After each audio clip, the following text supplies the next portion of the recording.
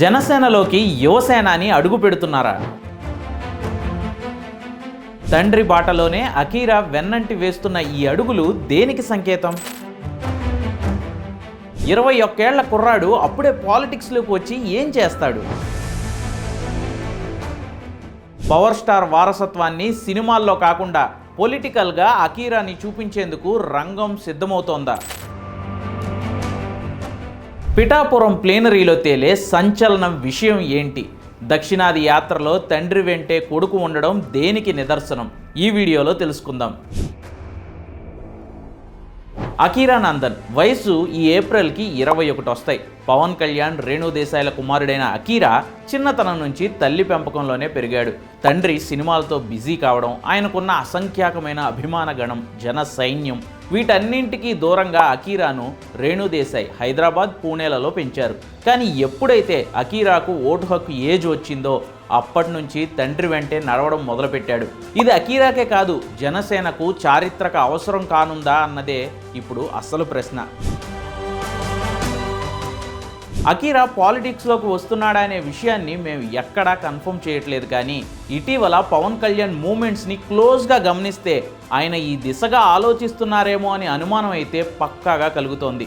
ప్రధాని మోదీని కలవాలంటే అకీరాని తీసుకువెళ్లారు.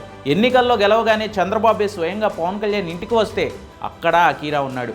జనసేన గెలుపు సంబరాల్లో తను పిడికిలు బిగించి కుట్టి సింహంలా గర్జించాడు. సరే, అవన్నీ కాదు, ఇటీవలే పవన్ కళ్యాణ్ దక్షిణ భారత ఆలయాల సందర్శన చేసుకుని వచ్చారు. 4 రోజుల పాటు పవన్ సాగించిన ఈ యాత్రలో తండ్రి వెన్నంటే ఉన్నాడు అకీరా నందన్. మొహంపై పసితనపు ఛాయలు ఇప్పుడిప్పుడే పోతున్న టైంలో గుబురు గడ్డంతో, అచ్చం తండ్రి లాంటి హెయిర్ స్టైల్తో వింటేజ్ పవన్ కళ్యాణ్ని గుర్తు చేస్తూ కనిపిస్తున్న అకీరా మేకోవర్ కూడా ఇంటెన్షనల్ అనే చెబుతున్నారు జనసేనను క్లోజ్గా అబ్జర్వ్ చేస్తున్న వాళ్ళు.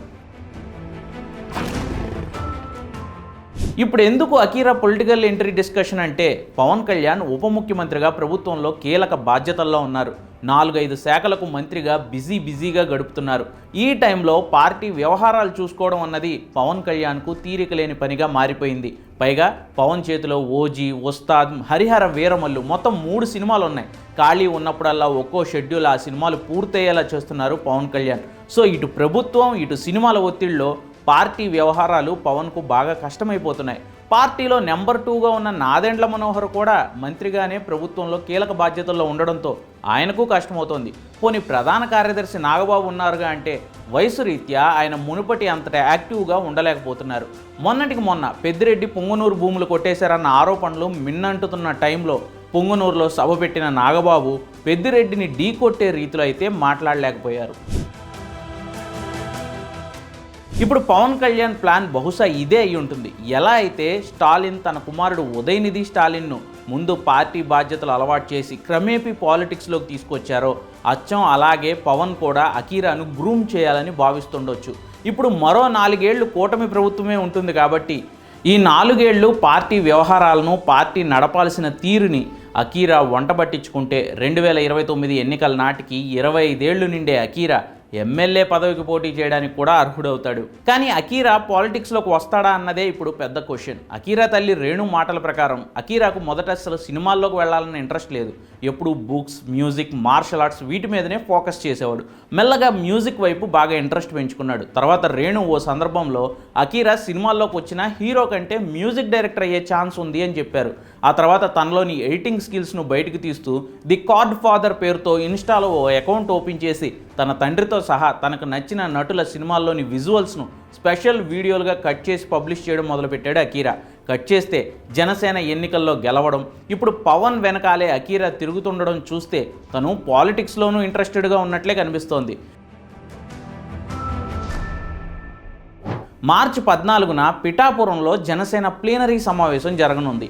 ఎన్నికల్లో విజయం సాధించిన తర్వాత, ప్రభుత్వంలో అంతర్భాగమైన తర్వాత జనసేన నిర్వహిస్తున్న తొలి ప్లీనరీ సమావేశం ఇదే.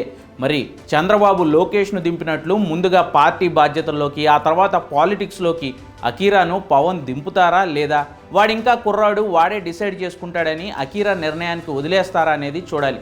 కానీ జనసేనలోనికి యువసేనాని వచ్చి తండ్రికి అండగా నిలబడితే మాత్రం జన సైనికులకు దిస్ ఈజ్ సినిమా మూమెంట్ అంటున్నారు ఫ్యాన్స్. தொகுதொகு சித்திரப்பவுரிக்கு திகடகையன போல கொத்து பறை கொட்ட கடமிசை குக்கு குகு குக்கு குகு குகு குத்தி புதை குக்கு